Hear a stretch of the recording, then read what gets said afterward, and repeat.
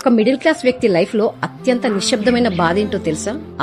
అప్పు కేవలం డబ్బునే తీసుకుపోదు, మనిషి నిద్రని, మనశ్శాంతిని, కొన్నిసార్లు తన మీద ఉన్న నమ్మకాన్ని కూడా తీసుకుపోతుంది. అప్పుల్లో ఉన్న మనిషి గురించి ప్రపంచం చాలా ఈజీగా తీర్పు చెప్తుంది. కానీ ఆ అప్పు ఎందుకు చేయాల్సి వచ్చిందో ఎవరికి తెలుసు? తన కుటుంబం నవ్వుతూ ఉండాలని, పిల్లల భవిష్యత్తు బాగుండాలని, తన వాళ్ళు ఇబ్బంది పడకూడదని అప్పు చేసి ఉండొచ్చు. ఏది ఏమైనా అప్పు చేసిన తర్వాత అతను ముందులా నవ్వలేడు. ఫోన్ రింగ్ అయిన వెంటనే గుండె వేగంగా కొట్టుకుంటుంది. మెసేజ్ వచ్చిన వెంటనే టెన్షన్ మొదలవుతుంది.